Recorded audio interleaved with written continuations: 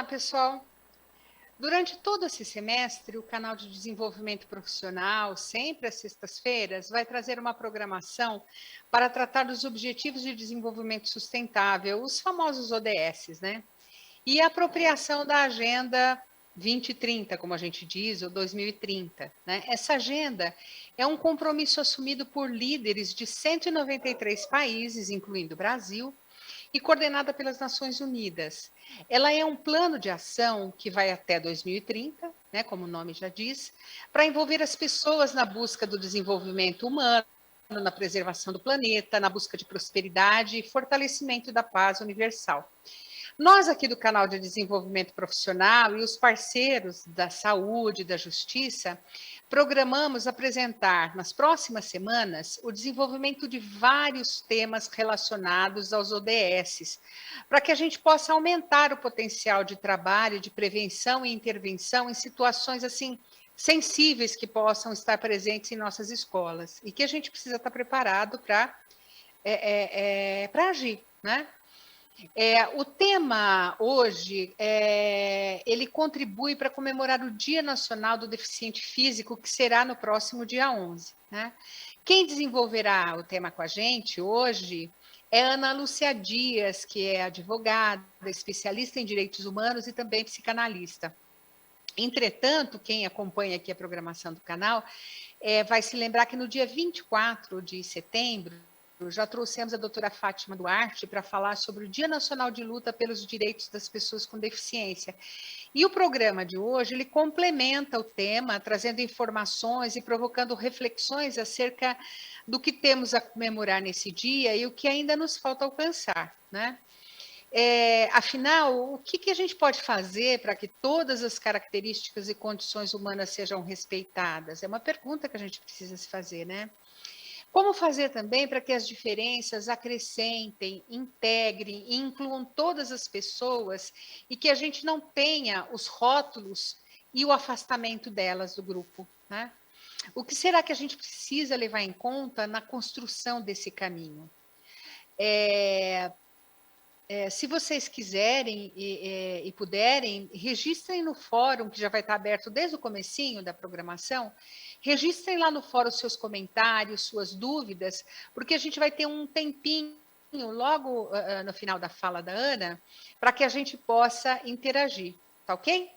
Então, Ana, seja muito bem-vinda, a gente agradece a sua presença novamente e fique à vontade, é com você agora, tá ok? Olá, Silene, muito obrigada. Obrigada pela introdução, obrigada pelo convite, é uma alegria estar aqui com vocês. Boa tarde, boa noite, bom dia para quem for assistir depois, a todas, todos e todes que estiverem acompanhando essa conversa com a gente.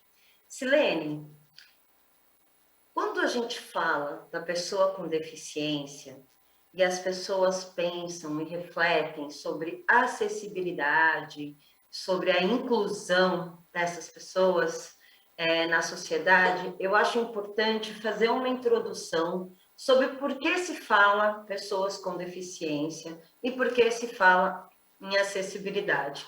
Além disso, estamos falando sobre a ODS, né? Sobre os Objetivos de Desenvolvimento Sustentável, assinado pelos países que se comprometeram a seguir essa agenda. Então, por que na ODS consta a questão da pessoa com deficiência? Quando acabou a Segunda Guerra, os países perceberam que para eles tratarem entre si, precisavam garantir algumas coisas básicas, principalmente o direito humano, para que as pessoas não sofressem violações na sua intimidade, na sua dignidade, na sua personalidade, na sua individualidade. E aí, por isso, né, nasceu a Organização das Nações Unidas e começaram a ser criados os tratados internacionais. Os tratados internacionais de direitos que existem em várias áreas, nós temos na parte da saúde, que é coordenada pelo OMS, nós temos no comércio, que é a Organização Mundial do Comércio, nós temos do trabalho, que é a Organização Internacional do Trabalho, que vai fiscalizar o cumprimento dessas regras pelos países que são signatários, que assinaram esses tratados internacionais. Quem não cumpre é, de uma certa forma, punido, pode perder direito de território entre seus cidadãos, pode perder os direitos de comércio, ter determinadas penalidades. E nós temos os tratados internacionais de direitos humanos, que são os fundamentais para garantir a existência de uma sociedade plural, respeitosa e que não possa acontecer o que aconteceu tão gravemente na Segunda Guerra. Assim, um tratado assim surgiu a Declaração Universal dos Direitos Humanos, que é o tratado que é assinado pelos países signatários, fiscalizado pela ONU, e aí várias frentes de acordo com as vulnerabilidades que se aparecem, que se apresentam na sociedade. Então, nós temos tratados internacionais sobre o direito das crianças, sobre o direito das mulheres, sobre o direito de indígenas, sobre a prevenção da tortura, e nós temos também o Tratado Internacional sobre o Direito da Pessoa com Deficiência. No Brasil, quando o nosso país assina e ratifica um tratado internacional, quer dizer, além de assinar, ele reconheceu mediante uma lei, foi publicado no Diário Oficial, então passa a ter uma validade de lei supraconstitucional. O que é supraconstitucional? É superior aos ditames da nossa Constituição Federal, desde que não vai ferir a nossa soberania nacional. O que quer dizer que o nosso direito constitucional, que é o direito básico, que vai reger as obrigações do nosso país, precisam estar de acordo com esse tratado que foi assinado e ratificado. No dia 30 de março de 2007, em Nova York, foi assinada a Convenção dos Direitos da Pessoa com Deficiência. E esse tratado, e o seu protocolo facultativo foi assinado pelo país, foi ratificado, e nós estamos sujeitos à fiscalização do comitês que tem da pessoa com deficiência, sujeitos à ONU. Então, tudo que diz respeito ao tratado, ele é como uma lei federal. Ele tem a mesma força de lei que tem a nossa Constituição Federal. Por que eu estou falando disso? Para a gente lembrar que tudo que diz ali no tratado não é uma escolha, não é fazer quando eu quero. Eu me comprometo a fazer, porque essa é uma regra de lei existente no nosso país. Por isso, eu parabenizo o Centro de Mídias, a Secretaria de Educação, que dão esse espaço para falar sobre a importância disso a quem vai formar, aos profissionais que estarão lidando com as pessoas com deficiência nos seus ambientes de trabalho, porque isso é uma ação de reconhecimento de direitos humanos. A Convenção da Pessoa com Deficiência, ela trouxe, logo no início da sua convenção, um conceito do que é a pessoa com deficiência. E a pessoa com deficiência, isso é muito interessante esse conceito, eu vou ler aqui rapidinho para vocês, tá? Só chegando aqui, só um minutinho. Opa. Aqui, né? A deficiência... Opa, peraí. Nossa.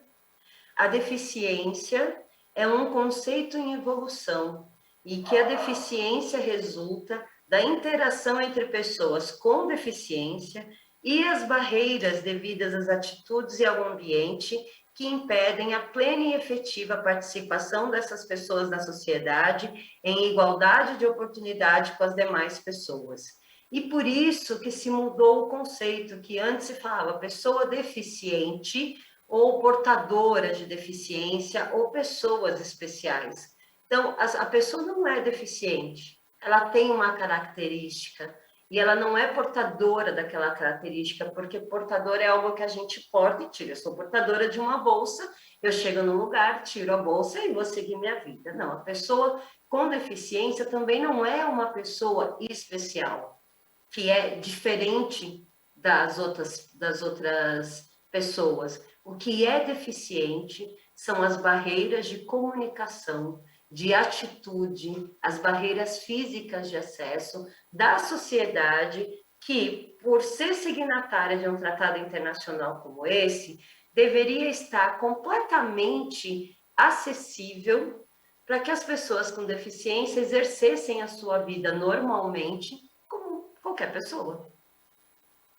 Uma vez eu estava assistindo uma palestra da doutora Célia Leão, a secretária de Estado dos Direitos da Pessoa com Deficiência daqui de São Paulo, e ela dizia que deficiente, com deficiência, a pessoa vai sempre estar em algum momento da vida. Às vezes você quebra uma perna e fica com deficiência naquele momento, ainda que transitório. Às vezes você fica com alguma limitação. E essas pessoas, quando ficam nesse estado, percebem o quanto a sociedade não está preparada para incluir todo mundo. Porque incluir não é só fazer, ter uma ideia, eu estou incluindo, fazer de conta, olha, estou chamando, eu tenho uma foto com a pessoa. A inclusão é toda uma participação ativa da pessoa com deficiência e sua possibilidade real e efetiva de cumprir a sua existência no Estado, como todo mundo faz. Então, quando a gente fala da Convenção da Pessoa com Deficiência, assinada e ratificada no Brasil, a gente está lembrando que toda discriminação que uma pessoa com deficiência sofre é uma violação de direitos humanos. E por que eu gosto de colocar assim? Para mostrar a gravidade que é de uma pessoa que sofre por uma característica inerente a ela, seja por qual razão, uma discriminação. E que essa discriminação é tão profunda que ela afeta o projeto de vida da pessoa. Ela causa um dano no que a pessoa normalmente faria se ela não tivesse que lidar com essas barreiras de atitude, de comunicação, física, que a sociedade coloca. Então, sair desse conceito do modelo médico da pessoa com deficiência foi a grande conquista da Convenção de Nova York em 2007, 30 de março de 2007, porque tirou do contexto de que é uma doença, de que precisa tratar, que tem cura, é uma característica. E dentro das pessoas, assim, a gente tem diversos graus de especificidades que caracterizam uma pessoa com deficiência. Nós temos deficiência por física, nós temos deficiência mental, leve, grave, moderada, nós temos deficiência genética, visual, auditiva, de fala, de locomoção, mas nada disso tira da pessoa com deficiência o direito à sua vida digna e fazer as suas escolhas de maneira autônoma, assistida, porque está numa condição de vulnerabilidade, mas de maneira autônoma. E é isso que a Convenção, ela garante. Quando a gente pensa na Convenção e dá uma olhadinha em quais que são os itens que a Convenção tratou, eu vou falar rapidinho aqui para vocês, né? Igualdade e não discriminação, a situação das mulheres com deficiência, crianças com deficiência, a conscientização da sociedade, acessibilidade, o direito à vida, as situações de risco e emergências humanitárias, reconhecimento igual perante a lei, acesso à justiça, liberdade e segurança da pessoa, prevenção contra a tortura ou tratamentos ou penas cruéis, desumanos e degradantes, prevenção contra exploração, violência e abuso, proteção da integridade da pessoa, liberdade de movimentação e nacionalidade, vida independente e inclusão na comunidade, mobilidade pessoal, liberdade de expressão e de opinião e o acesso à informação, respeito à sua privacidade, respeito pelo lar e pela família, direito à saúde, direito à educação, habitação, reabilitação, trabalho e emprego, padrão de vida e proteção social adequados, participação na vida política e pública, participação na vida cultural e em recreação, lazer e esporte, estatísticas e as coletas de dados e a cooperação internacional dos países que assinaram e ratificaram isso. Então, essa é a declaração, ela trata desses assuntos, não é uma declaração extensa, é uma declaração de leitura simples, fácil, e tudo que está ali são garantias de direitos humanos indivisíveis. Então, sendo o direito da pessoa com deficiência, todo esse poder que é, né, esse direito humano garantido, a gente pode começar a prestar atenção nas condutas sociais que nós geramos barreiras a essas pessoas. E aí nós precisamos, como comunidade, como sociedade, modificar o nosso padrão. Hoje fala-se muito numa expressão que é o capacitismo. O capacitismo, ele é quando a pessoa enaltece uma ação de uma pessoa com deficiência, como se uma coisa normal que ele faz fosse algo extraordinário. Desconsidera que a pessoa teve uma criação para isso, teve um acesso para isso. Por exemplo, tem uma influencer digital, Mariana Torquato, recomendo a quem quiser seguir, ela é ótima, ela não tem um braço e ela lava a louça. Então, muitas vezes a pessoa fala, nossa, você lava a louça, além de tudo, você consegue lavar a louça. É muito curioso ver as expressões da Mariana, né? Mas sim, ela lava a louça porque ela pode fazer tudo que ela foi treinada e tudo que ela foi educada para fazer. Ela trouxe recentemente nas Paralimpíadas, né,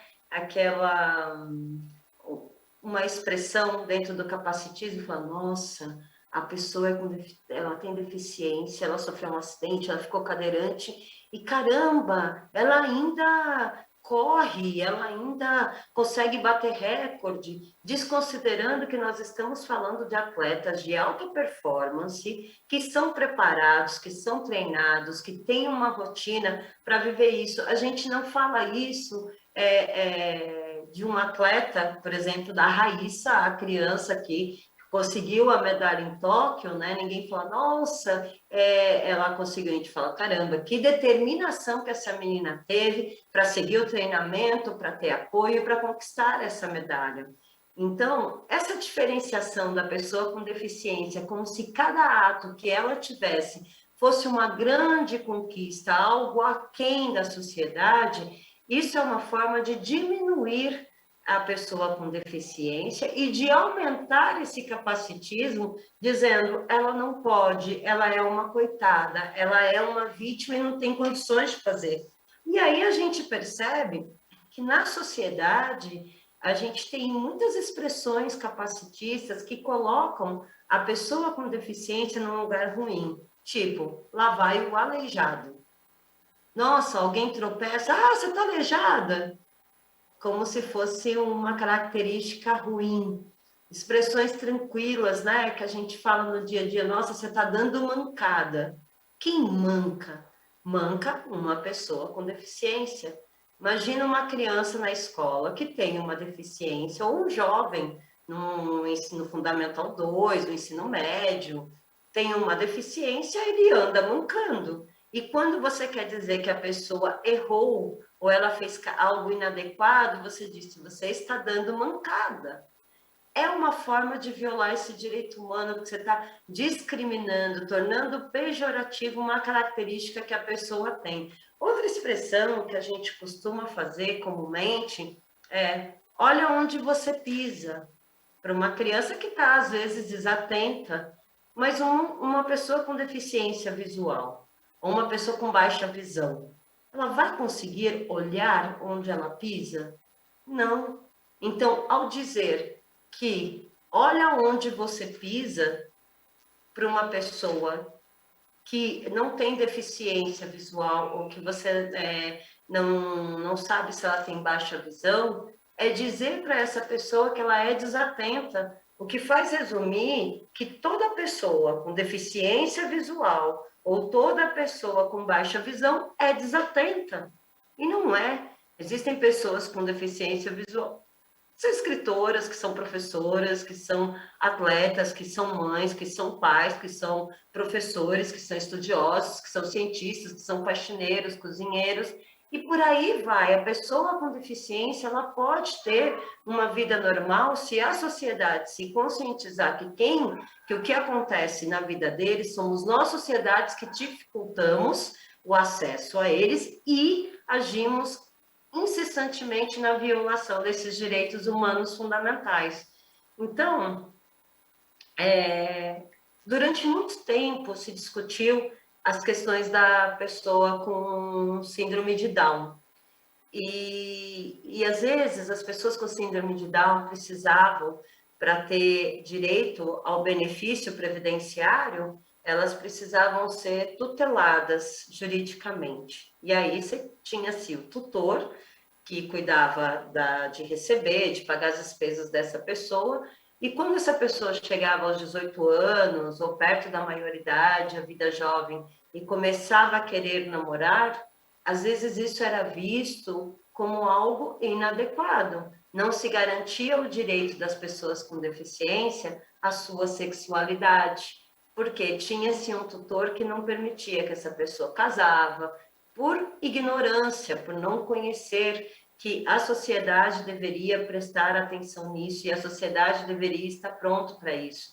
Então, nós tivemos muitos casos de pessoas com deficiência impedidas de viver livremente a sua sexualidade, e por isso surgiu uma campanha muito grande que trata da escolha informada, que é o direito que a pessoa com deficiência tem de escolher sobre a sua vida, de ter direito à sua privacidade, à sua saúde, de ter uma vida sexual amorosa, de relação com as pessoas, extremamente normal.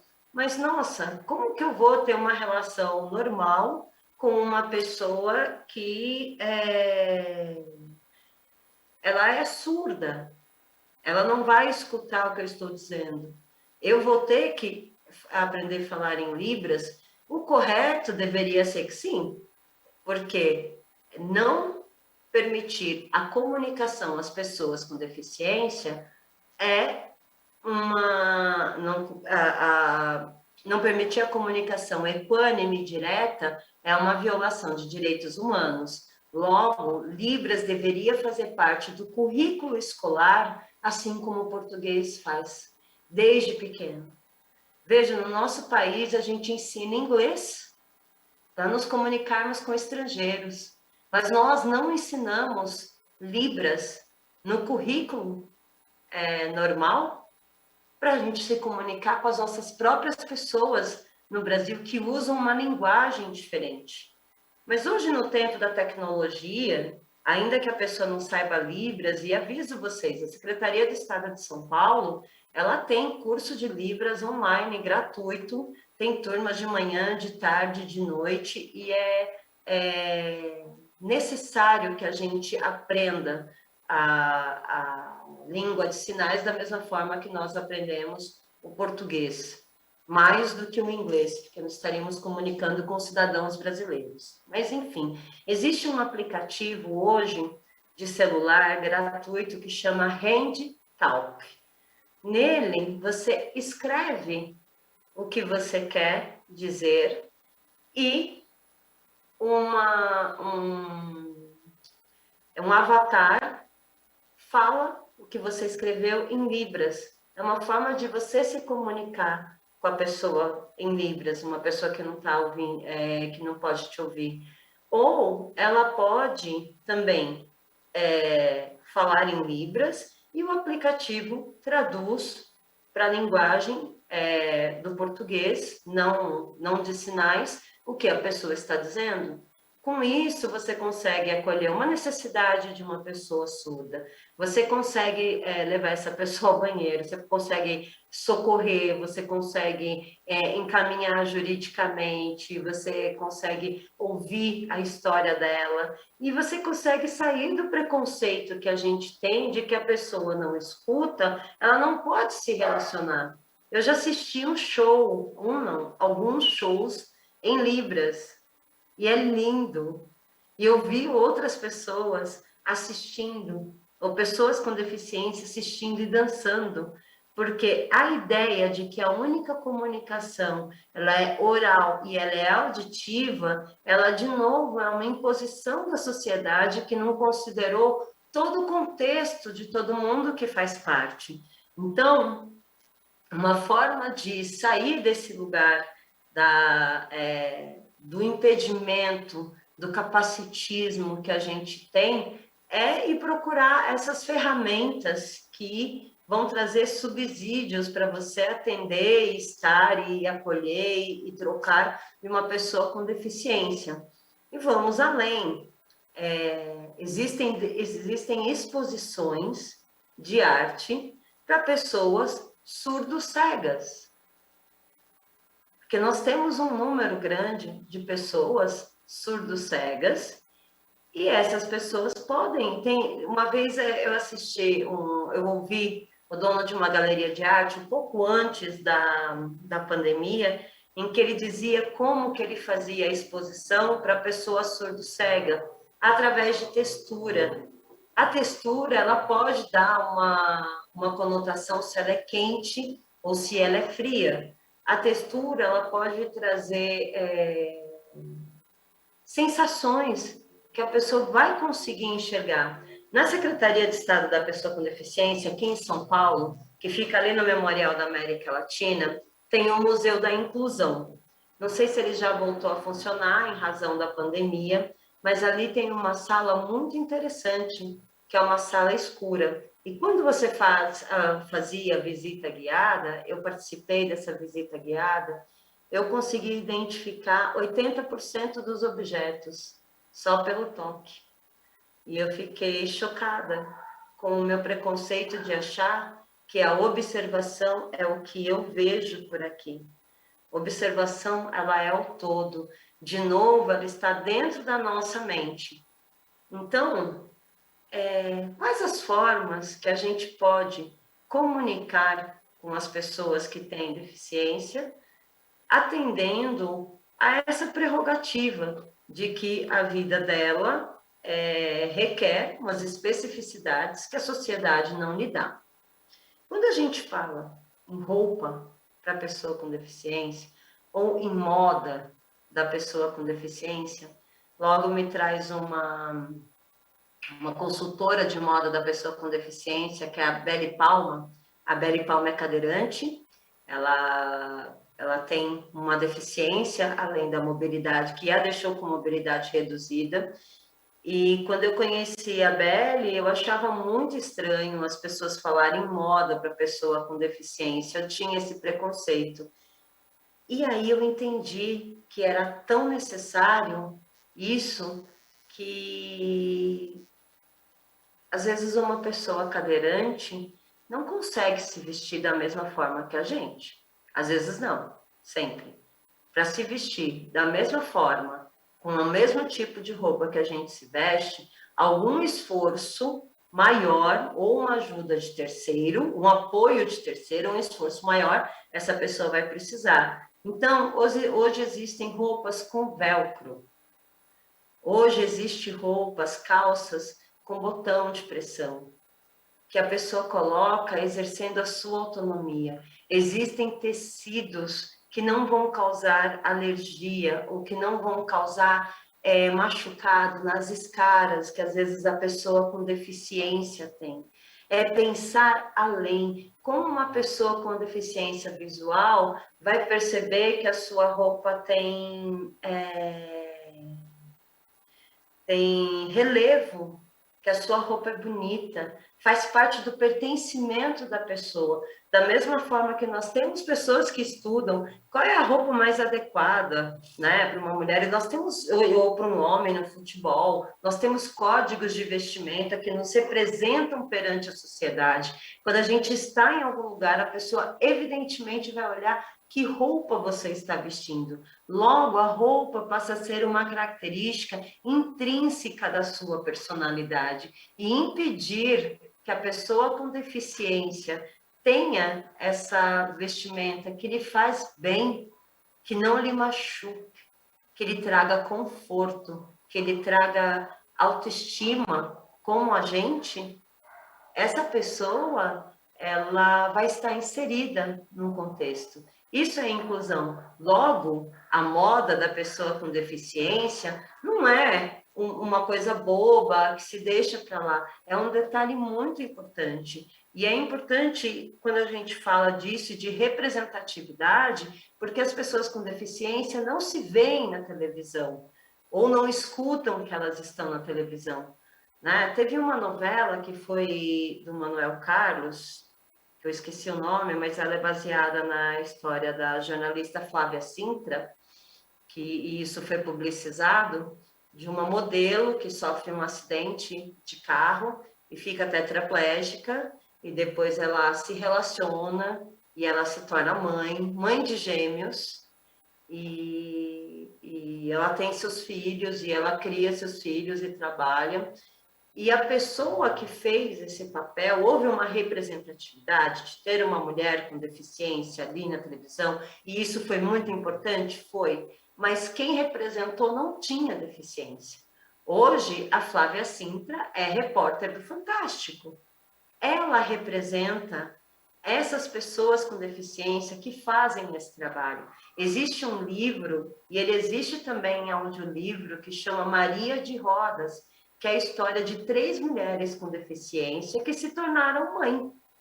E quando elas estavam grávidas, e elas chegavam até encontrar um profissional que não visse isso como algo, como uma aberração, algumas pessoas, assim, que têm deficiência, algumas mulheres que têm deficiência e ficam gestantes, elas passam muitas vezes por um descrédito daquela gestação dela, por puro preconceito. Tem uma atleta, Lulu Soares, ela é de Várzea Grande, no Mato Grosso, pertinho de Cuiabá. Ela é cadeirante, ela é amputada das 2 pernas, e ela tem um filho, e ela teve esse filho de parto normal, humanizado. E a coisa mais difícil que ela teve, assim, foi conseguir achar uma equipe que entendesse que ela podia parir. Não era o fato dela não ter as pernas que impediria que ela pudesse passar por aquele processo. E a gente encontra na internet o relato dela, ela fez um ensaio, tanto da gestação dela, com o barrigão na cadeira de rodas, quanto ela amamentando o filho dela, e ela continua nessa criação, ela é mãe solo, ela cuida desse filho sozinha hoje, e ela brinca com o filho subindo em árvore, essas coisas, e ela tem uma vida plenamente normal. Mas quando ela estava na gestação, alguns médicos queriam desacreditá-la, porque como pode uma pessoa com deficiência ter um filho? Ela não vai ter a capacidade de gerar. Por isso, esse olhar desse preconceito que a sociedade traz, que torna tudo deficiente, é esse nosso olhar, não é a pessoa que tem uma deficiência, é importante a gente ressaltar isso como violação de direitos humanos. Porque se a pessoa é educada com a sua sexualidade, com seu direito a namorar, com seu direito a interagir, ela vai ter um melhor acesso à saúde, ela vai ter um melhor acesso na hora de se tornar pai, na hora de se tornar mãe. Tem uma ativista, o nome dela é Joyce Guerra. Ela é uma mulher com deficiência visual, o marido dela tem deficiência visual e os 3 filhos dela, nenhum tem deficiência. E a Joyce fez faculdade, o marido dela também, eles trabalham, e ela tem um livro que chama Muito Além da Sobrevivência, onde ela relata algumas situações que parecem engraçadas, mas que elas são trágicas, assim. Ela fala que toda vez que ela está andando na rua com o filho dela, além de ter tido toda a maternidade questionada, a parte do parto, a parte da amamentação, como assim, você é cega, você vai criar seu filho sozinho? Coisas assim, né? E gente perguntando, como vocês fizeram filho? Né? Foi um relato muito curioso, quando as pessoas perguntaram como ela e o marido fizeram filho sendo cegos. Ela falou, gente, eu preciso responder isso. Mas ela conta que quando ela está nos lugares, ou ela está comendo, ou ela está na rua, as pessoas chegam perto dela e começam a gritar, falar alto, né? E ela fala assim, gente, eu sou cega, eu não sou surda. E não adianta você gritar com uma pessoa surda, porque ela não vai te ouvir. Você vai falar em libras. É um pouco curioso ela contando, você dá risada, das pessoas dizendo assim para ela que, assim, querendo cortar a comida para ela no shopping, e, e ela traz isso sobre como essa visão quer torná-la deficiente, não uma pessoa com deficiência. Como se a característica que ela tem, que exige essa especificidade da sociedade, né, tornasse impossível que ela fizesse as coisas comuns que as pessoas fazem. E ela pôde fazer porque ela teve uma família que acolheu ela nessa situação, entendeu e trouxe a ela uma vida normal. A Joyce e o marido, eles limpam a casa, eles cozinham, eles criam filhos, eles trabalham, eles recebem dinheiro, eles conversam na internet, eles têm Facebook, eles têm Instagram, né? Como a advogada Thaís Martinez, que tem um livro publicado, Minha Vida com Boris. Eu estudei com a Thaís no colegial, na época era colegial, hoje é ensino médio, né? Nós estudamos na escola estadual, no professor Manuel Ciridion Buarque, e ali a gente fez movimento estudantil juntos. E a Thaís me ensinou um pouco de Braille, que era outra linguagem que a gente precisava aprender, assim como a língua de sinais. E ela foi presidente do Grêmio. Eu era vice-presidente na época, só para assinar, porque ela não podia assinar. E a Thaís fez provas, fazia prova como todo mundo. Era normal a vida da Thaís com todas nós. A Thaís, posteriormente, montou um instituto que trabalha em trazer com guias para o Brasil, para pessoas com deficiência. A Thaís fez cursinho, passou na USP em Direito, fez faculdade, se tornou advogada, fez exame do OAB, e ela foi impedida de andar com o cachorro dela no metrô e no ônibus. E aí ela entrou com uma ação, ela mesma, como advogada, ela entrou com uma ação e ela conseguiu uma liminar, e depois ela ganhou essa ação contra o metrô, que garantisse para as pessoas com deficiência o direito dela andar com um cão-guia. Né? Imagina, se você vai entrar no transporte público, alguém tira para você e fala, tira o seu sapato, entre descalço.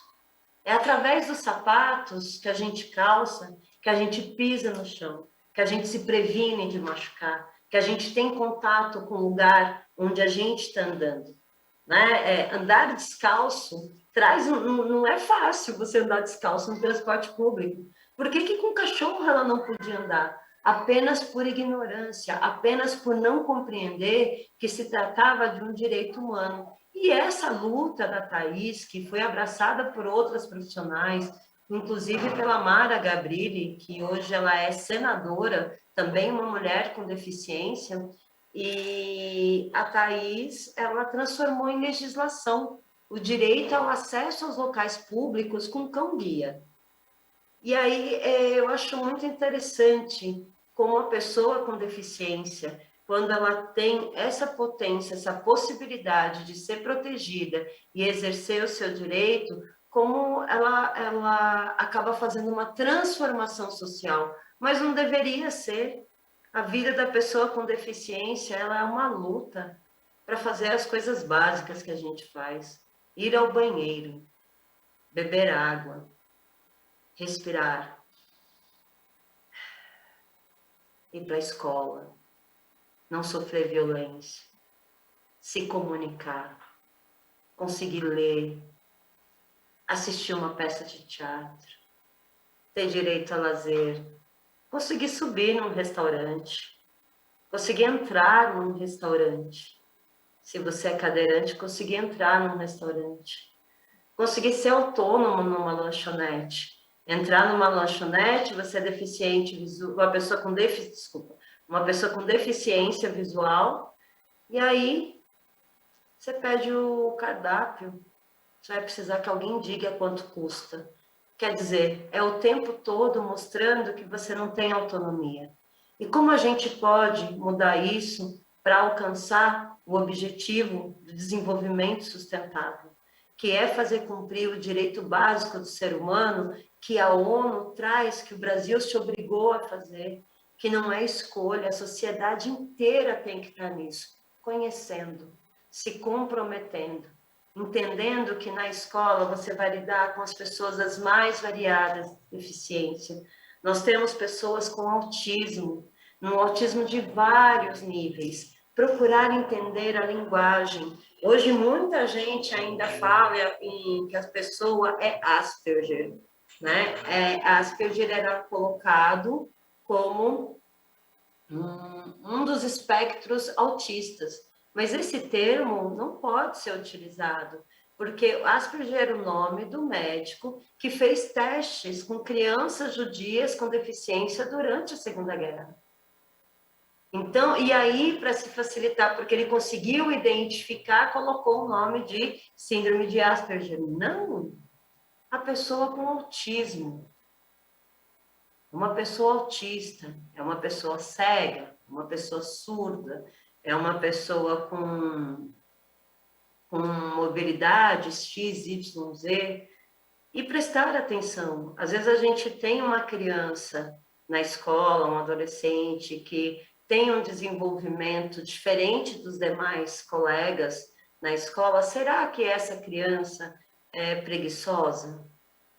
É custoso a gente fazer esse julgamento sem antes observar o todo. Por isso, numa escola, você tem o diretor, você tem o responsável de ensino, você tem o professor, e por isso que, além das questões da pessoa com deficiência, que são garantidas por esse tratado internacional, nós temos o direito das crianças e jovens como prioridade absoluta em todo o ordenamento mundial, inclusive no Brasil. Se o direito dessa criança, desse adolescente é prioridade absoluta, você primeiro precisa olhar o contexto dele, o redor dele, porque senão você que está nesse contexto de lidar com essa pessoa, você é deficiente, não com deficiência. Você é deficiente no sentido de falhar com uma ação que deveria ser efetiva, que deveria ser acolhedora, para que essa pessoa pudesse fazer no todo aquilo que lhe cabe. E não é assim que a sociedade coloca.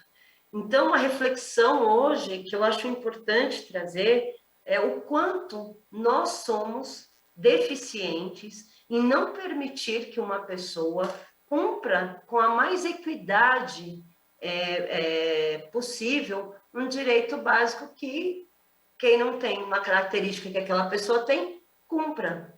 É justo? É certo? É castigo essa pessoa ter isso? Não. O castigo somos nós, que não investimos em políticas públicas e não reconhecemos em direitos humanos. Ou que não procuramos saber. Vou trazer aqui, eu falei com a Silene quando a gente conversou, eu tive a alegria de compor o grupo que fez a implantação do programa Todas em Rede, da Secretaria de Pessoa com Deficiência do Estado de São Paulo. É um site que que se acessa como www.todasinrede.sp.gov.br. O programa Todas em Rede, ele traz as questões do direito da mulher com deficiência ao trabalho, à legislação, à proteção de violência. O site ele é completamente acessível a todos os tipos de deficiência. Ele tem libras, ele tem contraste, ele tem toda a acessibilidade, como nós deveríamos ter todos os sites no país. Um site não deveria funcionar se ele não fosse acessível, porque ele já está violando um direito humano. Ali você tem toda a rede de atendimento a mulher com deficiência e a pessoa com deficiência também. Tem cartilhas que falam dos seus direitos, dando exemplos, como que uma pessoa pode identificar que alguém perto de você está sofrendo, uma pessoa com deficiência está em cárcere privado, está sofrendo uma violência doméstica. Então, está tudo acessível lá. Então, nós precisamos nos responsabilizar, que é nosso dever como cidadão, e buscar e partilhar isso. Então, eu faço um convite que todo mundo que esteja ouvindo essa palestra ou assistindo, da forma que ele é acessível, acesse o site, veja os programas que tem lá. Ele é o único site no Brasil para pessoas com deficiência que tem tudo num lugar só. Ele é mais focado no direito da mulher. É um programa também de capacitação dos órgãos da justiça para atender a mulher com deficiência. Algo que ficou muito escancarado na pandemia, porque as mulheres ficaram em casa, os homens ficaram em casa, as famílias ficaram em casa e o índice de violência doméstica aumentou. Como uma mulher com deficiência de mobilidade reduzida vai correr do seu agressor? Como uma mulher surda vai telefonar para a polícia militar ou para o 90 pedindo socorro, se ele está, um 90 ou um 80, se ela está vivendo uma violência doméstica? Como uma mulher que é cega e que foi privada de ter o seu com-guia ou de ter acesso à sua bengala, vai conseguir se locomover para sair e pedir ajuda? Aí um grupo de mulheres trabalhando com isso levou ao governo, elas começaram a fazer uma ação pública, que isso acabou se tornando lei, que é a ação do sinal vermelho, né? A mulher que está sofrendo violência começou com um trabalho junto com o Conselho de Farmácias, e aí elas tinham o direito de ir na farmácia, fazer um X e mostrar para o farmacêutico, né, a palma da mão com esse X em vermelho, que significava que ela estava sofrendo violência e não estava conseguindo informar. A primeira mulher, quando se tornou lei, foi em Campo Grande, era uma mulher surda. Enquanto eles estavam em família, conversando com os amigos, que eles estavam por WhatsApp, sem que o agressor dela visse, ela passou um X na mão dela. E ela mostrou. E essa mulher estava vivendo em violência doméstica em cárcere privado. Como a campanha foi acessibilizada, ela sabia que em algum lugar que alguém visse, ia saber que isso era um sinal de proteção. Olha que ação simples e que pôde salvar a vida dessa mulher. Então, cabe a nós, como sociedade, fazer cumprir os objetivos, né? Os objetivos do desenvolvimento sustentável, para que com essas ações a gente torne o mundo menos deficiente, para que ele seja acessível a todas as pessoas. É também uma medida de empatia, entender, se colocar no lugar do outro e pensar que o que lhe é facilitado, ele também pode ser facilitado ao outro, mas além da empatia, é uma questão de alteridade.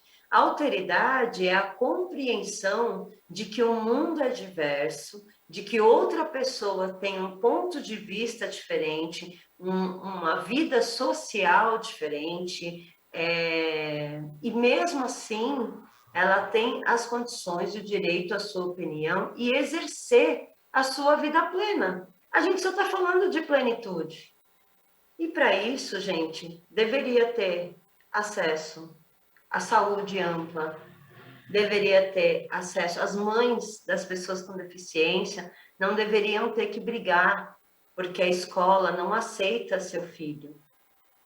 Não deveria a criança ser agredida porque o professor não entende que essa criança, ou ele não sabe que essa criança é autista, que essa criança tem alguns traços de deficiência, ou que essa criança tem, mas ela não tem o acompanhamento adequado. E aí, assim, sou eu como educador que vou ter que olhar isso? A criança é prioridade absoluta. Ela está para ser acolhida pelo Estado, pela sociedade, é uma obrigação de todas nós. Também não é uma escolha, uma opção, é um dever nosso. É um direito dela, é um dever nosso. A acessibilidade não é uma escolha nossa, ela é um dever nosso e um direito da pessoa com deficiência. A acessibilidade digital, ela é um dever nosso e um direito da pessoa com deficiência. Só entender que toda vez que você falar e não for acessível, você não está falando para todo mundo, está excluindo uma boa parcela da população. E eu não tenho os dados disso, mas no site que eu falei para vocês, da Secretaria de Estado, gente, eu falo da Secretaria de Estado aqui, eu integrei a equipe da consultoria jurídica por um tempo, eu pude trabalhar com eles, eu não trabalho mais na Secretaria de Estado, e, obviamente, todo o Estado tem seus questionamentos, os seus problemas, mas a Secretaria tem um trabalho fantástico, que é pouco acessado. Nós temos todas as estatísticas do Estado todo, nós temos uma base de dados das questões com deficiência, homem, mulher, tipo de deficiência, empregabilidade, cursos, escolaridade, criança, acesso, violência, tudo está lá na base de dados. Está lá o programa que vai apoiar a pessoa na escolha assistida. Então, nós temos uma delegacia no estado de São Paulo, na capital de São Paulo, uma delegacia da pessoa com deficiência, com equipe multidisciplinar, profissionais de Libras, com equipamentos para as pessoas serem ouvidas, com psicólogo, assistente social, delegado, todo mundo preparado. Se eu não me engano, houve expansão de mais delegacias de pessoa com deficiência no estado de São Paulo, e muitas vezes ela é subutilizada. As pessoas não procuram porque não têm conhecimento, não procuram porque não faz parte da sua necessidade do dia a dia ter acesso a isso. Mas saber, procurar, compartilhar, trocar, é uma forma de cumprir o que a ONU colocou, é uma forma da gente trabalhar no desenvolvimento sustentável, é uma forma da gente trabalhar na Agenda 2030, é na forma da gente falar assim, nossa, eu não sou um violador de direitos humanos, eu sou uma pessoa que penso, reflito e quero tornar a sociedade cada vez menos deficiente a todas as pessoas. Eu fico pensando, quando você vai num lugar que você tem que subir escada, esse ano eu tive uma infelicidade, peguei uma doença rara em janeiro, passei por 8 cirurgias, quase perdi minha perna, acabei ficando com ela pela eficiência médica, e eu fiquei cadeirante até maio desse ano. Ficar cadeirante, depois de ter trabalhado na secretaria, eu digo que foi um privilégio, porque a maior parte dos meus preconceitos já tinham ido embora. Então, eu sabia que eu podia ter uma vida normal, ainda que eu não recuperasse o movimento das minhas pernas. Que a ideia de que a vida não seria normal estava aqui dentro da minha caixinha, cheias de barreiras, de atitude, de ideias. Mas fiquei sem andar até maio, até o dia 16 de maio eu fiquei na cadeira de rodas. E foi um processo muito interessante. Entender como a minha cadeira de rodas não passava na porta do quarto onde eu dormia. Então, eu tinha alguém comigo que me ajudava que eu era levada para minha cama, né? Minha cadeira de rodas não entrava no banheiro, apesar do banheiro, a casa já ter sido de uma pessoa idosa, eu tinha as barras para me segurar, né? E eu conseguia ter acessibilidade para cozinhar, para pegar água, e foi muito legal quando eu comecei a fazer isso sozinha, colocar a roupa para lavar. Mas eu percebi que o que mais me limitou as minhas ações, além de não poder sair, porque tem a questão da pandemia, obviamente, mas o que mais limitou as minhas ações foi a falta de possibilidade de acessibilidade, o tamanho de elevador. Como eu vou andar, não precisava de alguém me empurrando para eu andar. Como eu vou subir num Uber, conseguir um Uber que fosse adequado para a pessoa? E, de novo, eu estou falando de mim, mulher branca, escolarizada, com pós-graduação, com vários privilégios, advogada, conhecedora da lei, do direito, né, que estou muito num percentual mínimo da população que tem esses acessos. E as outras pessoas que não têm? Como ficam? Então, eu sei que o nosso tempo já está acabando, né? Aqui, acho que sim, né? Eram 50 minutos, né? E para concluir, porque isso é só uma pincelada, gente, de um assunto tão complexo e tão intenso, eu convido vocês a procurarem esses lugares que eu falei, procurar a secretaria, os sites, procurar pessoas, seguir pessoas com deficiência, a Flávia Sintra, o Victor Demarco, que é o primeiro cineasta, ele é uma pessoa com deficiência mental e ele é cineasta e ganhou prêmio em Cannes esse ano, e ele tem um livro que ele escreveu, Capacitismo, um livrinho simples de ler, mas tão delicado, tão profundo.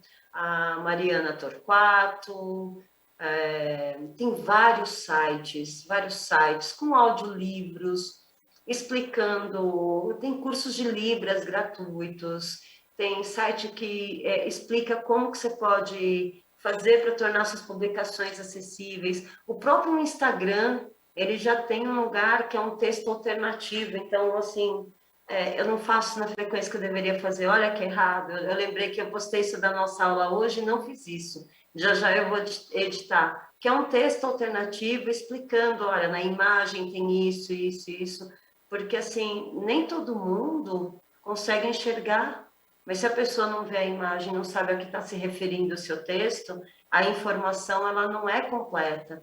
E quando a gente pensa em autonomia e emancipação, eu acredito que elas só são possíveis se você tem a oportunidade de escolher. E a gente só pode fazer uma escolha íntegra quando você teve todas as informações necessárias sobre o que você ia escolher. Isso é o princípio de autonomia. E quando nós somos autônomos, nós nos emancipamos. Então, a nossa sociedade precisa se emancipar da deficiência de barreira que nós temos, que prejudica o acesso aos direitos humanos das pessoas com essas características de pessoas com deficiência.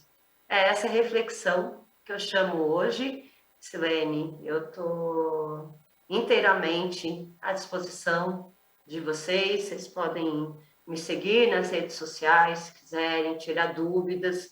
Nas redes sociais você me encontram com a hashtag O Direito das Mães no Instagram. E é isso, Silene.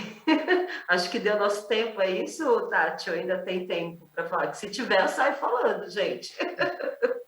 Tá bom, tá ótimo, Ana, muito obrigada. Foi muito esclarecedora a sua fala, uma fala sensível, muito bacana. A gente agradece assim imensamente. E eu tenho alguns comentários aqui, algumas questões. Eu gostaria de passar para você os comentários e que você fizesse os seus, então, né? Uhum. A respeito desses que vieram aqui. Nós Claro. temos o primeiro que é assim, Ana. Percebo que as pessoas com deficiência despertam um sentimento de compadecimento, mas sem que haja ações solidárias e respeitosas de ordem prática. Você quer comentar isso? É o capacitismo. A gente tem dó, porque vê que quem acha que a pessoa com deficiência que é o problema. A gente não enxerga, por isso que a gente tem dó, mas não tem compaixão, né? A pessoa fica compadecida da situação, mas nós não temos uma ação de modificar, porque a gente enxerga que o problema está nele, não em nós, não na sociedade. Quando o conceito da pessoa com deficiência trazido pela convenção é justamente o contrário, é a sociedade que é deficiente, com as suas barreiras de atitudes, de comunicação, de físicas, para que a pessoa possa exercer integralmente. Então, você vê uma pessoa com deficiência na rua, entrega o deficiência visual, pergunta se você pode apoiar, se ela precisa de apoio. Às vezes, umas pessoas... Eu vi acho que era uma Magela falando uma vez, ele estava querendo ir para um lado no metrô, e uma pessoa veio correndo, pegou o braço dele e levou para outro. E ele foi parar numa estação, assim, no lugar oposto, porque a pessoa sequer perguntou para onde você vai. A pessoa só levou ele no meu tempo. E eu me lembro dele falando isso no programa do Jô Soares, e assim, ele era muito engraçado. Mas eu acho que a questão é dizer que olhar que é capacitista, a gente olhar com compaixão, porque a gente acha que a gente tem mais do que aquela pessoa. E a gente só tem isso pelo nosso lugar comum, de um padrão que a sociedade determina que nós devemos seguir, de ter todos os braços, todas as pernas, de ter todos os dedos, de escutar de uma maneira convencional, não vou falar nem normal, né? Porque uma pessoa com deficiência auditiva ela não é normal, ela é normal. Né? A normal sou eu que não sei ainda a língua de sinais, mas estou aprendendo. Isso é normal, porque eu sei escrever em português. Né? Eu sei escrever em português. Então, assim, ao invés de ficar com dó de uma pessoa surda, eu preciso me comprometer a aprender a língua de sinais. Então, essa pessoa que fez esse comentário, ela tem toda a razão. E é essa reflexão que a gente precisa provocar, né? Legal, Ana. Olha, tem um outro comentário que é assim, olha, o preconceito muitas vezes está dentro da própria família. Fui professora particular de um garoto com deficiência mental que a família não levava para a escola e que estava se desenvolvendo, com suas limitações dentro do seu tempo. Quando insisti que ele fosse para a escola, a família me dispensou e até mudou de bairro. Você poderia comentar um pouquinho? Toda a minha solidariedade a essa criança com deficiência, a essa professora que foi trabalhar com ela e que percebeu esse preconceito. Sim, o preconceito e as violências da pessoa com deficiência, em sua grande maioria, elas acontecem dentro do seu próprio ambiente familiar, por ignorância, por acharem que é um peso, porque a sociedade trata dessa forma. Então, assim, e não é só tratar uma pessoa com deficiência mental, uma criança com deficiência mental, ela requer alguns cuidados específicos que uma pessoa que não tem deficiência mental não requer. E isso tem custo. Isso tem custo emocional das pessoas falarem a pessoa não é normal. Você precisa de uma rede médica. Você precisa, de repente, mudar de casa, porque a casa não é acessível. Como que você vai levar essa criança para a escola, voltar, se tem escada, se não tem rampa, se você não tem uma cadeira de rodas, se essa pessoa precisa de uma cadeira, se você não tem uma cadeira de rodas que você não tenha que carregar, porque carregar uma criança grande no colo é muito difícil. Então, essas famílias acabam vendo isso como um problema. E a sociedade reforça que é problema, reforça que é castigo. Então, a minha dica para quando se essa professora tiver acesso, ela falou que não tem mais, mas conhecer pessoas nessa situação, procure, você pode procurar a Fundação João Clemente, que tem a antiga PAI, que tem um trabalho de aconselhamento muito bacana para as pessoas com deficiência, e você pode também procurar a delegacia da pessoa com deficiência, não para punir essa família, mas para chamar o atendimento multidisciplinar das psicopedagogas, das psicólogas, das assistentes sociais, que podem convidar essa família para conversar e fazer um processo educativo de inclusão dessa criança e de educação dessa família. Eu acho que é educação o tempo todo, é a gente sempre observar que a gente precisa ir além. E quando a criança jovem com deficiência se desenvolve, assim, durante muito tempo tinha gente que colocava o comportamento sexual de pessoas com doença mental como se fosse uma patologia, quando na verdade estudos descobriram que não é patologia, é assim, é invisibilidade. Trata-se a vida inteira como se eles não tivessem. E depois, quando vai conviver com uma pessoa e tem a questão hormonal que todos nós temos, a pessoa desenvolve desejo, ela não sabe socialmente como chegar. Tem uma série no Netflix que chama O Amor no Espectro, que ela traz essa questão de várias pessoas, com uma série documental, de várias pessoas com autismo, com espectro autistas, que foram se relacionar. E fala dessa questão da família. Como fica mais fácil quando a família aceita, quando a família não aceita.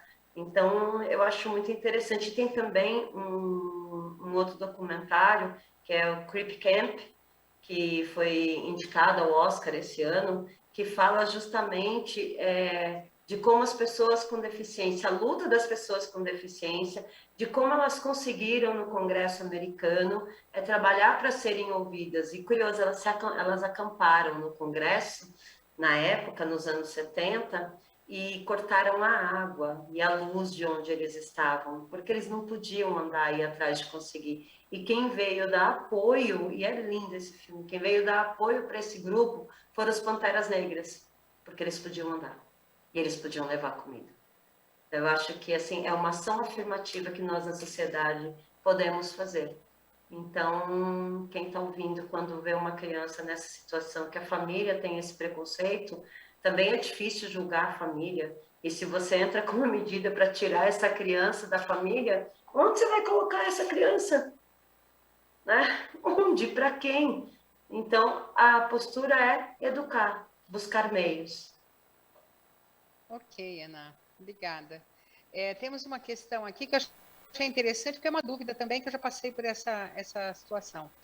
Então, a questão é assim: Ana, acompanhei uma discussão em que se retomava os termos integração ou inclusão em relação às pessoas com deficiência. Antigamente se falava em integração na sociedade, depois inclusão. E agora algumas pessoas querem retomar o termo integração por achar que é mais adequado dentro de uma revisitação, né, do significado. Mesmo sabendo que o mais importante são as ações e não as palavras, gostaria que você falasse sobre isso. Afinal, é integração, é inclusão? Eu soube dessa conversa, mas eu não acompanhei ela para poder dizer se é integração ou se é inclusão.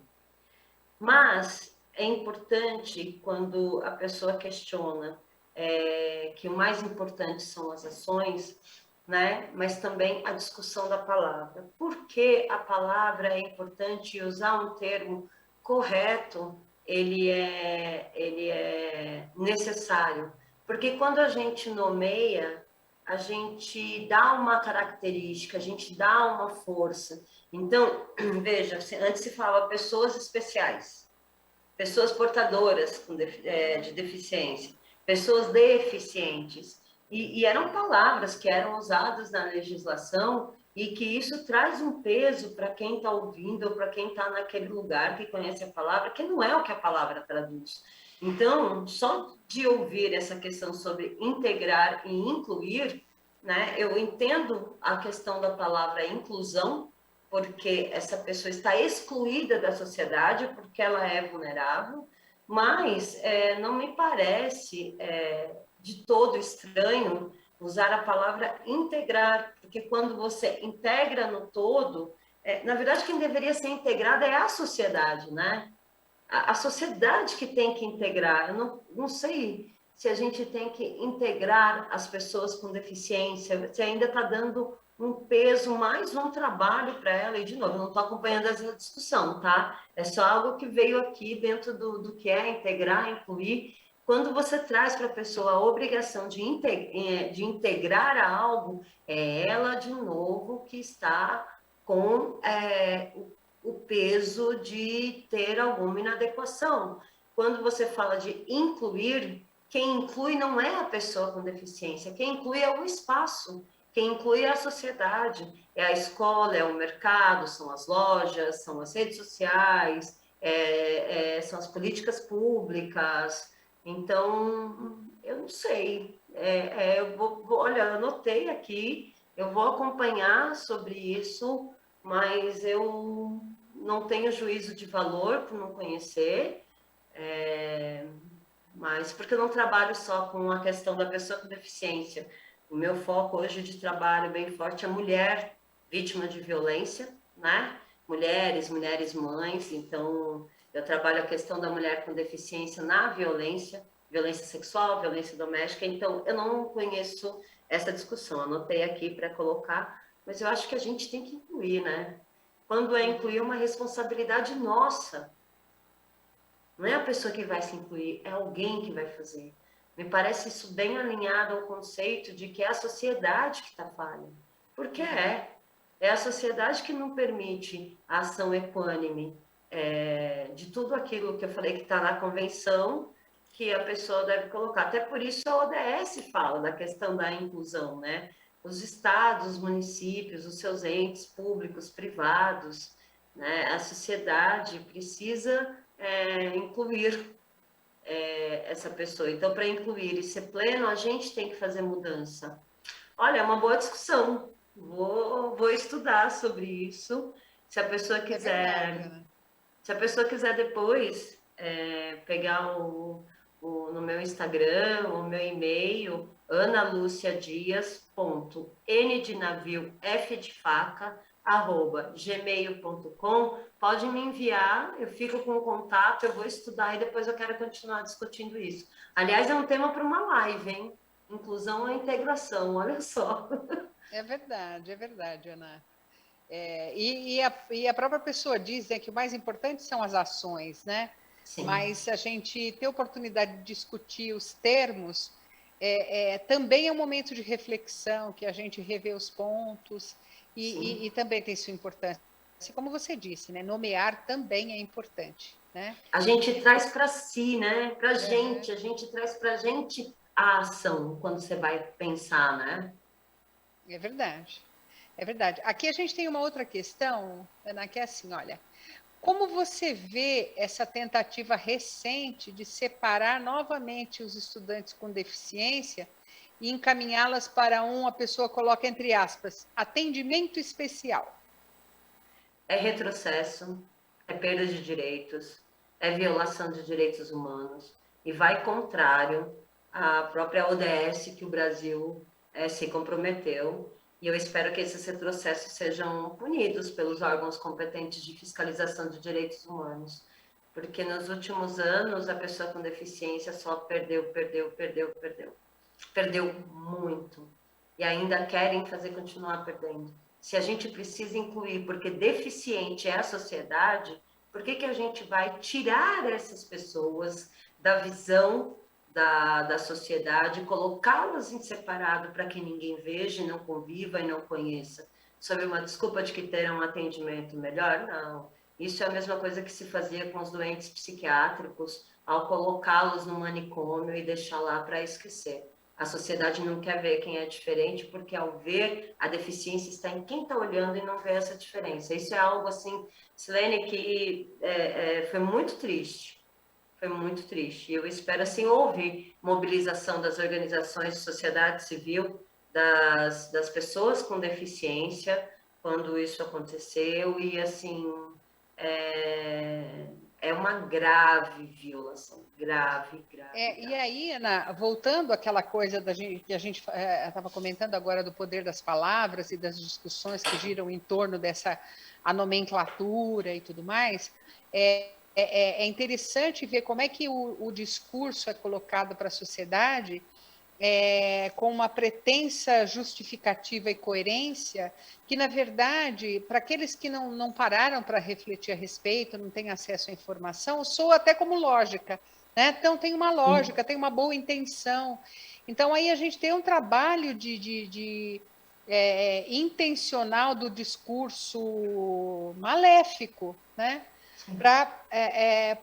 Para tornar uma situação que já é clara e que é um pequeno avanço diante de tantos que a gente ainda tem, né?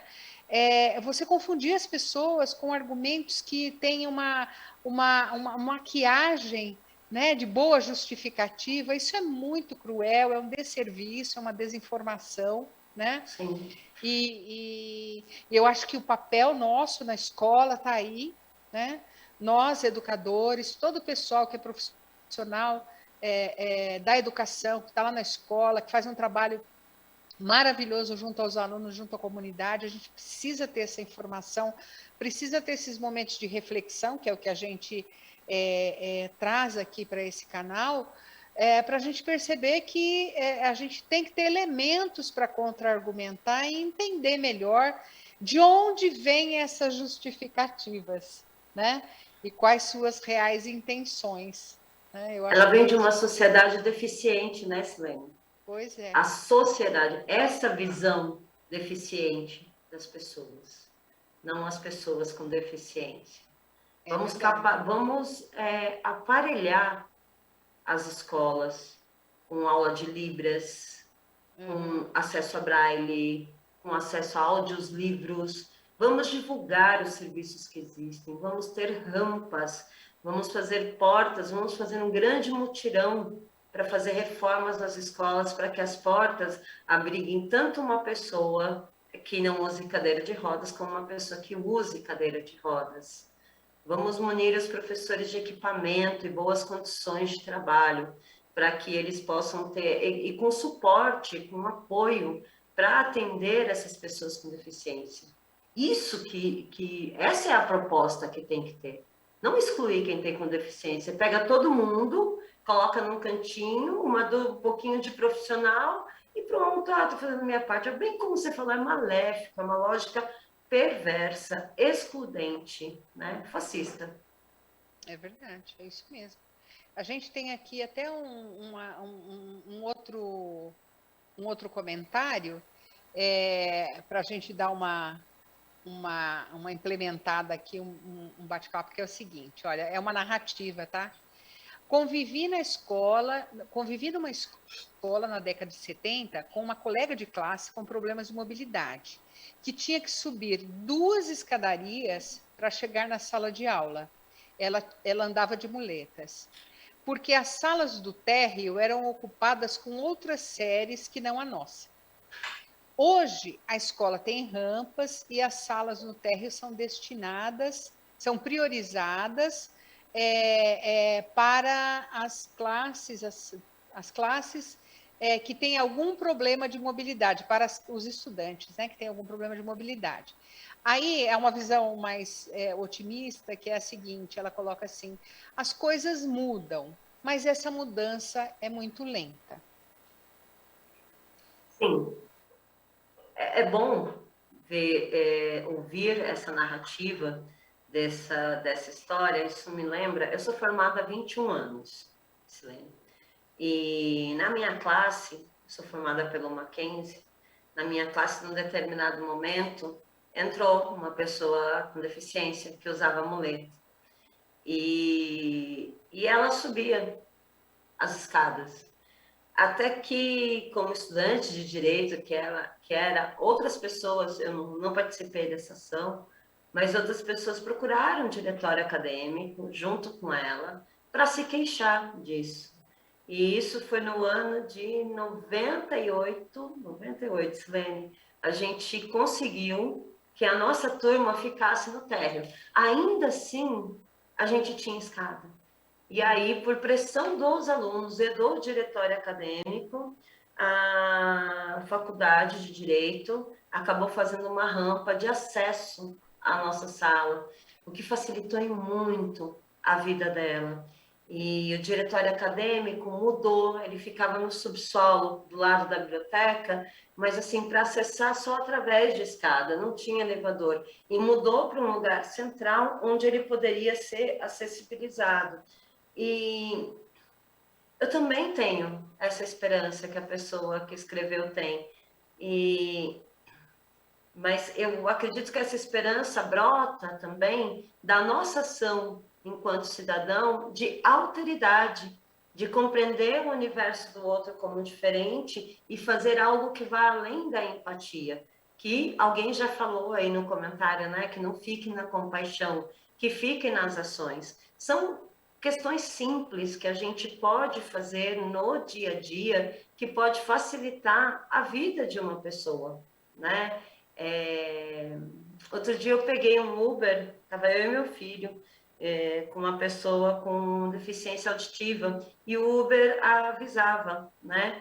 E eu tinha o HandTalk, e a gente acabou pegando um trânsito, houve alguma coisa que a gente ficou muito tempo parado, e aí eu comecei a usar aplicativo e conversar com ele pelo aplicativo. E ele estava contando como a maioria das pessoas recusam a corrida porque vai escrito que ele era uma pessoa, que ele é uma pessoa com deficiência, como auditiva, como se essa fosse a única forma dele prestar o serviço dele. E aí o meu filho, ele pediu o contato desse Uber e ele faz corridas particulares. E eu sei que agora ele pediu outras vezes, mesmo quando ele não está na casa comigo, tá? Ele passou para as pessoas que ele conhece. Então eu tenho esperança, mais do que meu filho pegar e do lugar de privilégio dele, falar, eu vou chamar esse Uber da pessoa com deficiência. Não, esse homem com deficiência auditiva está trabalhando como Uber. Isso para mim é um avanço. E os avanços acontecem, a gente precisa tratar isso com normalidade, né? Observar na televisão, hoje nós temos vários corpos representantes, né? De publicidade, de mídia, então eu acho que isso é um avanço, a gente só precisa ter cuidado com o retrocesso, né? E eu tenho essa esperança que essa pessoa que narrou tem. Eu tenho muito essa esperança, mas Precisamos estar vigilantes, não? Mais do que vigilantes, nós precisamos ser proativos. É verdade. Porque, olha só, se o direito da pessoa com deficiência é um tratado internacional que tem força supraconstitucional, acima da Constituição, e o Brasil é signatário, assinou e ratificou, então tem que cumprir, não ter Libras como matéria na escola é uma violação de direitos humanos. É verdade. Quando isso vai mudar?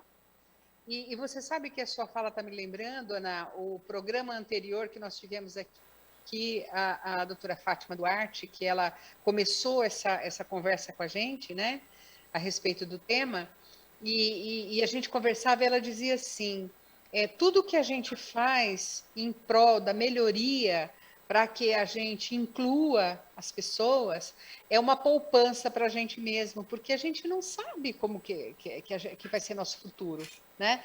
Se você batalha, se você age para que a sociedade seja mais coerente, mais humana, entenda melhor esses processos e haja de uma forma coerente, você está fazendo uma poupança para a sua possibilidade futura de precisar de um atendimento, de um acolhimento e de viver numa sociedade melhorada, né? Então, na verdade, a gente não está fazendo pensando no outro, a gente está pensando no coletivo, né? E é um investimento que a gente precisa fazer, porque a gente está cada vez vivendo mais, né? Viver mais não significa que a gente vai viver com qualidade, então a gente precisa batalhar por isso também, né? Para viver mais, com qualidade, com respeito. Então, essa fala no programa anterior ficou assim ficou muito forte para mim. Eu acho que a gente não tem que batalhar pela preservação só do direito do outro, é um direito que é coletivo e pode estar à disposição de todos nós, porque a gente não sabe, né, o quanto a gente vai precisar ou não, efetivamente, até se valer desses direitos, né? Silene, nós nascemos sem mobilidade. O bebê não anda. Ele leva tempo para engatinhar. Ele não compreende o que ele escuta. Ele leva tempo para aprender. Ele não enxerga como nós. Ele leva tempo para aprender. Nós não nascemos andando. Por que que a gente facilita a vida de uma criança, de um bebê que está engatinhando, e a gente não facilita a vida de um cadeirante? É verdade. Porque é o que você está dizendo, depois a gente vai ficar de novo com deficiência. Vai precisar de uma bengala, não vai andar normal. Em algum momento da vida a gente vai precisar. Eu fui no hospital público de cadeira de rodas, que eu segui tudo bonitinho. Chegou num lugar, eles desviaram, porque tinha o covidário. Chegou num lugar que minha cadeira não descia. Não descia. A moça que estava comigo chamou alguém, eles dois pegaram e me tiraram de lá. Né? Eu falei assim, e eu não fiquei brava com o lugar público, eu fiquei brava com um engenheiro que projetou aquilo. Como você projeta uma rampa de subida e não projeta uma rampa de saída? Pois é. Como? Como? Então, essa falta Uhum. de olhar que é também para esse lado que precisa, porque todos nós, né, vamos precisar de uma vida com qualidade, todos nós em algum momento da vida vai estar com deficiência.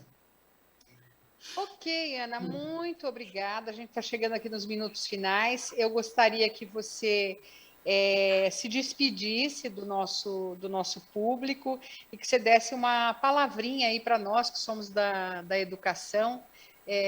Se você puder dedicar um minutinho aí para nos contemplar com alguma fala sua, a gente agradece. Silene, obrigada. Sigo à disposição de vocês também para falar sobre outros temas, direito das mulheres mães, direito das mulheres na área na questão da violência. E todos nós, uma das profissões que eu admiro muito, né, é a parte da educação. Nada existe sem a educação. É triste um cenário onde os nossos educadores não têm o reconhecimento que deveria ter, né? Quando a gente se torna mãe, que é uma característica imutável da vida da pessoa que se tornou mãe, né? A gente se torna educador. E o educador, a gente vai percebendo com os filhos que os filhos, eles crescem com o que eles observam. Pode ser com a visão, pode ser com o tato, pode ser com outras formas de observações, tem tantas, né? Não só com o que a gente fala. As atitudes ensinam. Então, tá nesse espaço hoje de construção das pessoas que estão nesse papel de educadores, estejam eles dentro da sala de aula, estejam eles na estrutura da escola, né? Todos nós que lidamos dentro de uma escola, dentro de um lugar de ensino, nós somos educadores, seja a pessoa que executa a limpeza, seja a pessoa que está na lousa, seja o diretor dessa pessoa. Eu convido a gente refletir essa condição de educadores com alteridade e entender que é complicado colocar mais um peso para quem já tem tanto, que são os educadores, mas deixar intrínseco no lugar da sua profissão de educador essa questão desse aprendizado constante, de que você é uma ponte para garantir direitos fundamentais. É isso que o educador é. Então, quando o educador traz, para além da empatia, para além da compaixão, a visão que ele tem de alguém com deficiência e transforma o entorno, ainda que seja só explicando, ainda que seja só procurando meios para ajudar essa pessoa, ele está exercendo o que eu acho de mais bacana no ser humano, que é respeitar, fomentar, ensinar sobre a dignidade humana. Eu admiro, né, quem dá aula. Tenho trabalhado e tenho dado aula na minha profissão. É a parte que eu mais gosto de fazer, porque quando você contagia uma pessoa ao seu redor por algo que vale a pena, você já fez uma mudança social. E o professor faz isso o tempo todo. O educador faz isso o tempo todo. A pessoa da limpeza, o zelador, a cozinheira, a diretora, o servente, todo mundo. Eles são observados pelas crianças o tempo todo. Que legal. Tem parte que não é boa? Tem. Mas vamos usar essa potência para, com alteridade, nós sermos objeto dessa observação com uma função social de cumprir o direito de uma equidade, né? Que é dar garantias e direitos diferenciados a quem precisa para que ele chegue num patamar de igualdade. nivelar as necessidades conforme elas precisam. Não é primeiro, segundo e terceiro lugar, é saber que às vezes você vai ter que ceder um lugar para o outro para que ele tenha a mesma visão de mundo e não visão de observação do olhar físico, tá? Sobre o contexto. Acho que eu deixo essas palavras aqui. Que lindas palavras. Ana Lúcia, muito obrigada. Eu queria agradecer em especial ao pessoal todo que contribui para que a gente leve essas mensagens, né, aos profissionais da educação, o pessoal aí da produção, os intérpretes de Libras, que faz com que a gente consiga ir mais ao encontro das coisas que a gente está buscando, né? Então, um abraço a todos e continuem aí prestigiando a nossa programação de sexta-feira. Um grande abraço, obrigada novamente, Ana. A gente fica Muito por obrigada. aqui, então. Tchau, gente, obrigada.